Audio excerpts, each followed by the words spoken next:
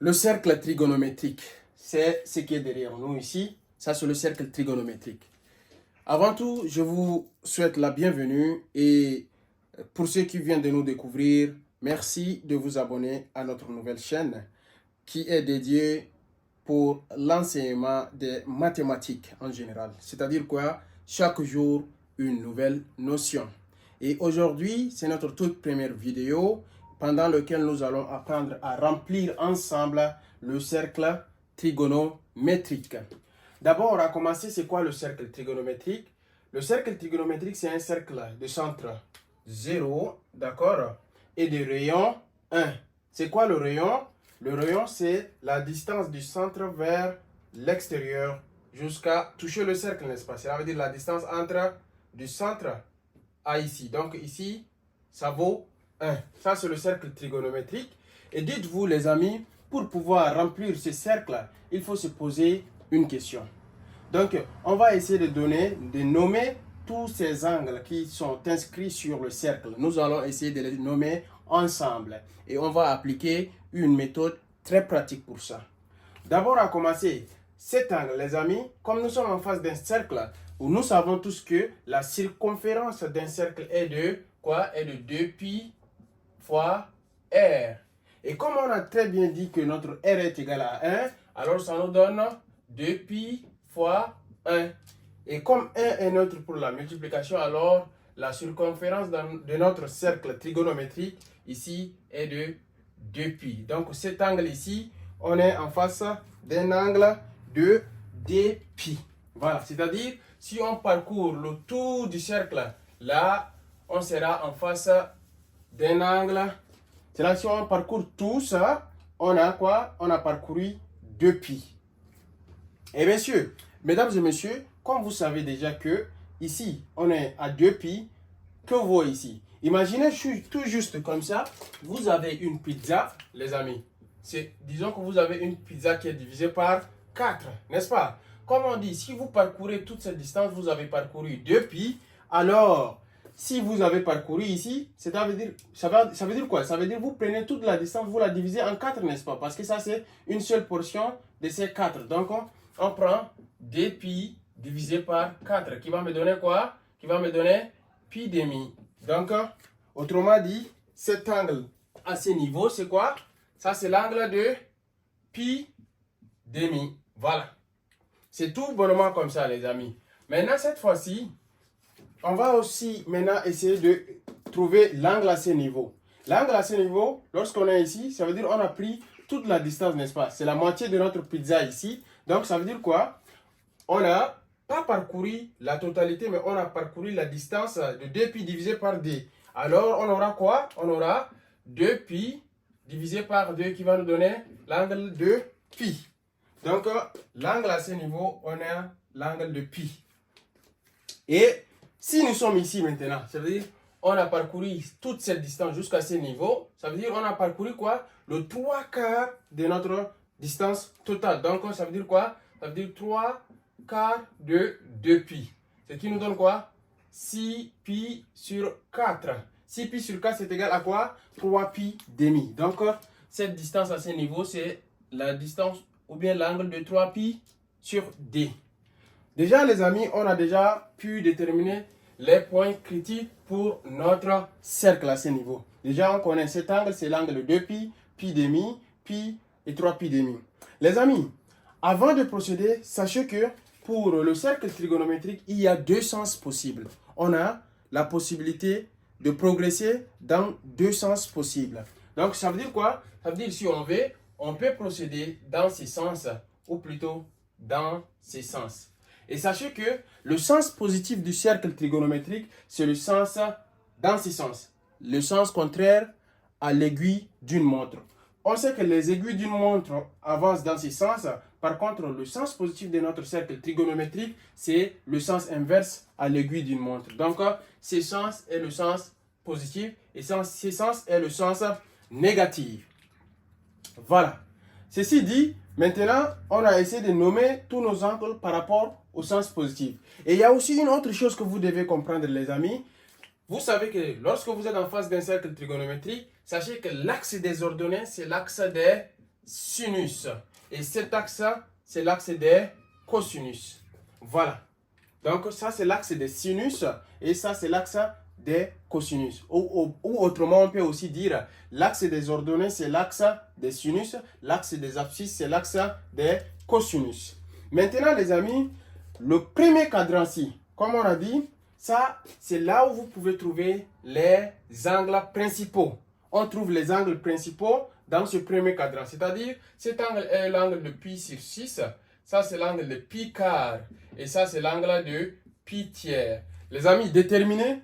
Ça, vous allez les retenir comme ça en tête. Parce que ça, c'est des angles principaux et vous devez les connaître. Lorsque vous connaissez déjà ces angles principaux, le reste des angles, ça va se déduire. Et aujourd'hui, nous allons appliquer ensemble la méthode de déduction des autres angles qui restent.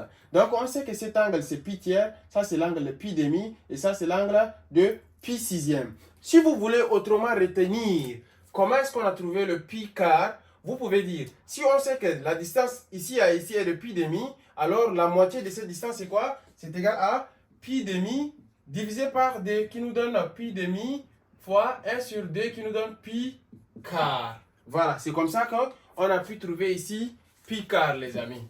Vous comprenez un peu, j'espère. Voilà. Donc ici déjà, on a trouvé nos angles principaux. Et par rapport aux angles principaux, nous pouvons facilement déduire les autres angles qui restent et dans les différents cadrans. Parce qu'on sait que ça, c'est le premier cadran, ça, c'est le deuxième cadran, ça, c'est le troisième cadran et ça, c'est le quatrième cadran. Donc, les amis, la formule pour déterminer les angles du deuxième cadran, la formule est de quoi? Est de pi moins alpha. Tout en sachant que nos alpha, ce sont les angles principaux. C'est-à-dire, si je vais déterminer cet angle, je vais faire pi moins pi tiers. Si je vais déterminer cet angle, je vais faire pi moins pi quart. Cette fois-ci, mon alpha change. Et si je vais déterminer cet angle à ce niveau, je vais faire pi moins pi sixième. C'est comme ça que je vais trouver mes différents angles. Alors, faisons les calculs. Si je vais déterminer cet angle à ce niveau, j'ai quoi? J'ai pi moins pi tiers. Ce qui me donne quoi? 3 pi moins pi, le tout sur 3. Qui me donne quoi? 3 pi moins pi qui donne 2 pi tiers. Donc, cet angle, c'est l'angle de 2 pi tiers. Là, j'inscris ici 2 pi sur 3. Voilà. Les amis, on n'applique que la formule. On applique que la formule pour deviner les angles.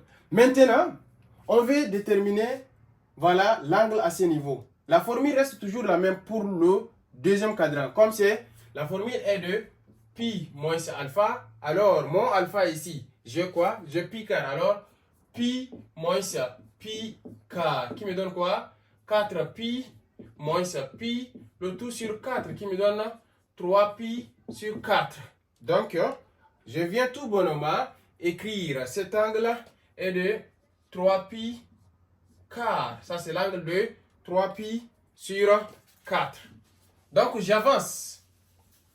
J'avance aussi encore avec cet angle ici. J'ai pi moins alpha. Cette fois-ci, mon alpha est de pi sixième. Donc, j'aurai quoi? J'aurai pi moins pi sixième. Qui me donne quoi?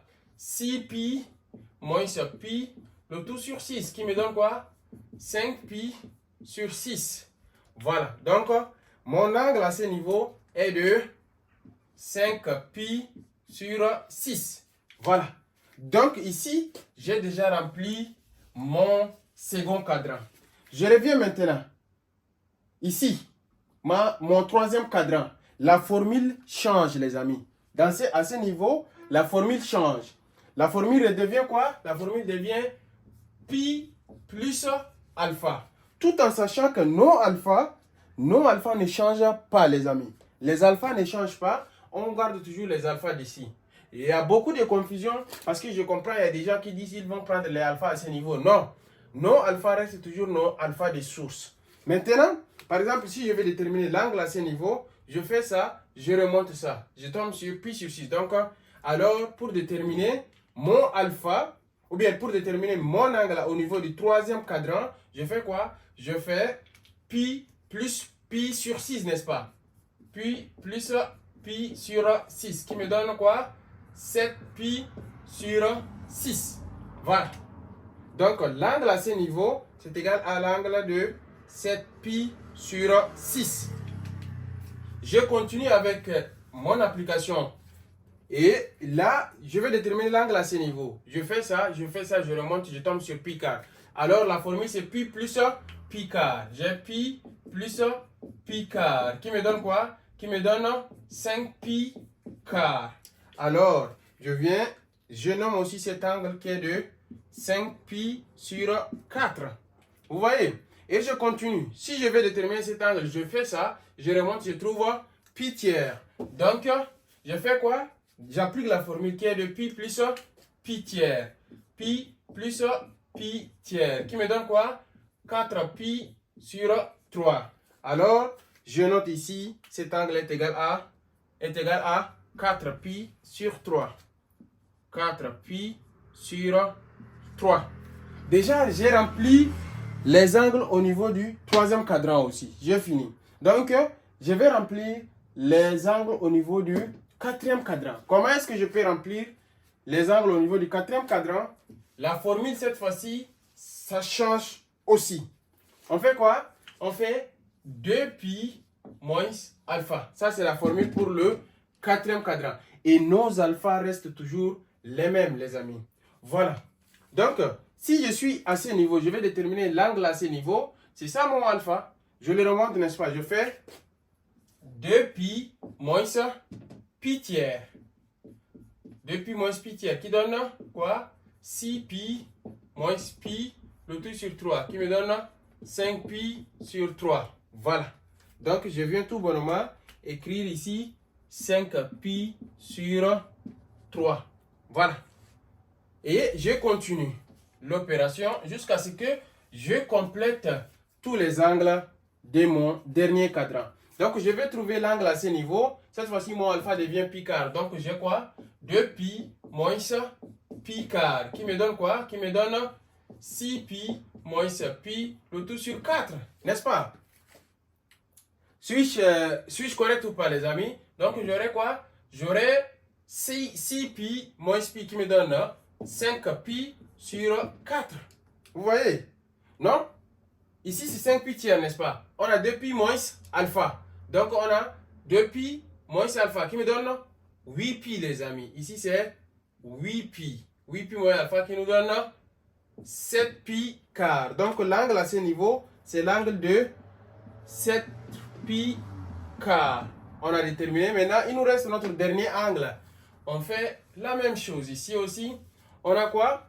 On a 2pi moins alpha. Cette fois-ci, alpha, c'est pi sur 6. On aura 2pi moins pi sur 6 qui nous donne 12pi moins pi, le tout sur 6 qui nous donne 11pi sur 6. Alors, l'angle à ce niveau, c'est l'angle de 11pi, le tout sur 6, les amis. Sur 6. Voilà. Ici, déjà, j'ai rempli tous les angles de mes différents cadrans en appliquant juste les formules. Nous sommes dans le second cadran, on fait pi moins alpha. Nous sommes dans le troisième cadran, on fait pi plus alpha. Nous sommes dans le quatrième cadran, on fait 2pi moins alpha. Tout en sachant que nos alpha, ce sont les angles principaux de départ. Et sachez que ici, ça c'est la distance 1,5. Ici, racine carrée de 2,5. Ici, racine carrée de 3,5. Et on a pareil ici 1,5. Racine carrée de 2,5. Racine carrée de 3,5. Et ici, comme nous sommes dans le sens opposé, on a moins 1,5, moins racine carrée de 2,5, moins racine carrée de 3,5. Ici aussi, c'est pareil. On a moins 1,5. Ici, moins racine carrée de 2,5. On a moins racine carrée de 3,5. Donc, les amis, ici, on a déjà rempli notre cercle trigonométrique en appliquant juste la méthode par formule. On a déjà appliqué les formules pour déterminer nos différents angles. Et ça, c'est dans le cas où nous progressions juste dans le sens positif. Par contre, si on progressait dans le sens négatif, alors cet angle, ça va être un angle de moins pi demi. Ça serait l'angle de moins pi aussi. Et ça serait aussi l'angle ici de moins 3 pi demi. Parce que nous avançons dans ce sens. Mesdames et messieurs, nous sommes venus à la fin de notre vidéo. Pour ceux qui nous découvrent pour la première fois, s'il vous plaît, abonnez à notre chaîne, donnez-nous de la force. Et pour ceux qui sont déjà là, qui nous suivent, si vous avez des suggestions ou bien des recommandations, vous pouvez nous faire aussi en vidéo, puisque ça, c'est notre première vidéo qu'on va mettre sur YouTube. Sur ce, portez-vous bien. Bye.